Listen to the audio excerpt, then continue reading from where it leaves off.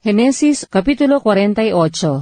At nangyari, pagkatapos ng mga bagay na ito, na sinabi ng isa kay Jose, "Narito, ang iyong ama ay may sakit."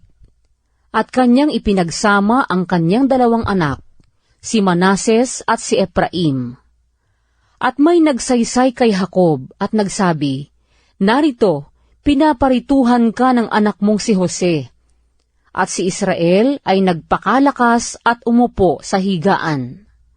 At sinabi ni Jacob kay Jose, "Ang Diyos na makapangyarihan sa lahat ay napakita sa akin sa Luz, sa lupain ng Kanaan, at binasbasan ako.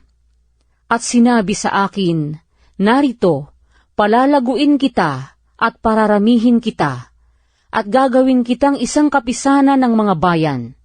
At aking ibibigay ang lupaing ito sa iyong lahi pagkamatay mo, na pinakaari magpakailanman. At ang iyong dalawang anak na ipinanganak sa iyo sa lupain ng Ehipto, bago ako naparito sa iyo sa Ehipto, ay akin. Si Ephraim at si Manases, gaya ni Ruben at ni Simeon, ay magiging akin. At ang iyong mga anak na iyong mga naging anak na sumunod sa kanila, ay magiging iyo. Sila'y tatawagin ayon sa pangalan ng kanilang mga kapatid sa kanilang mana.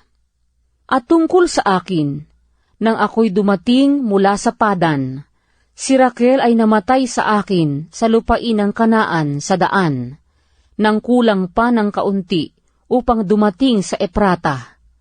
At aking inilibing siya roon sa daan ng Ephrata, na siya ring Bethlehem. At nakita ni Israel ang mga anak ni Jose, at sinabi, "Sino-sino ito?" At sinabi ni Jose sa kanyang ama, "Sila'y aking mga anak, na silang mga ibinigay ng Diyos sa akin dito." At kanyang sinabi, "Isinasamo ko sa iyo, na iyong dalhin sila rito sa akin, at sila'y aking babasbasan." Ang mga mata nga ni Israel ay malabo na, dahil sa katandaan, na anupat hindi na siya makakita, at kanyang inilapit sila sa kanya, at sila'y kanyang hinagkan at niyakap. At sinabi ni Israel kay Jose, "Hindi ko akalaing makita ang iyong mukha, at narito, ipinakita sa akin ng Diyos pati ng iyong binhi." At sila'y pinagkuha ni Jose sa pagitan ng kanyang mga tuhod, at siya'y nagpatira pa sa lupa. At kapwa dinala ni Jose si Ephraim sa kanyang kanang kamay, sa dakong kaliwang kamay ni Israel, at si Manases sa kanyang kaliwang kamay, sa dakong kanang kamay ni Israel, at inilapit niya sa kanya.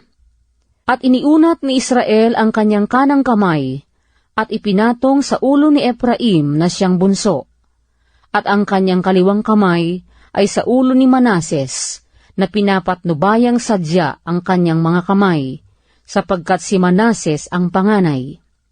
At kanyang binasbasan si Jose, at sinabi, "Ang Diyos na sa harap niya ay lumakad ang aking mga magulang na si Abraham at si Isaac.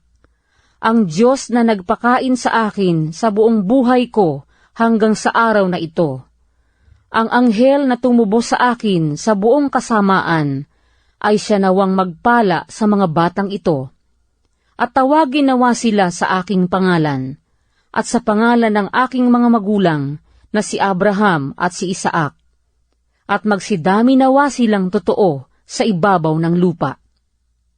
At nang makita ni Jose na ipinatong ng kanyang ama ang kanyang kanang kamay sa ulo ni Ephraim, ay minasama niya, at itinaas niya ang kamay ng kanyang ama, upang ilipat sa ulo ni Manases mula sa ulo ni Ephraim. At sinabi ni Jose sa kanyang ama, "Hindi ganyan, ama ko, sapagkat ito ang panganay. Ipatong mo ang iyong kanang kamay sa kanyang ulo." At tumanggi ang kanyang ama at sinabi, "Talastas ko, anak ko, talastas ko. Siya man ay magiging isang bayan, at siya man ay magiging dakila. Gayunmay ang kanyang kapatid na bata ay magiging lalong dakila kaysa kanya, at ang kanyang binhi ay magiging isang makapal na bansa. At kanyang binasbasan sila ng araw na yaon na sinasabi, sa iyo magbabasbas ang Israel, na magsasabi, gawin ka nawa ng Diyos na gaya ni Ephraim at gaya ni Manases, at kanyang ipinagpauna si Ephraim bago si Manases. At sinabi ni Israel kay Jose, narito, ako'y namamatay, ngunit ang Diyos ay sa inyo, at dadalhin kayo uli sa lupain ng inyong mga magulang. Bukod dito'y binigyan kita ng isang bahaging higit kaysa iyong mga kapatid, na aking kinuha ng aking tabak at ng aking busog sa kamay ng Amoreo.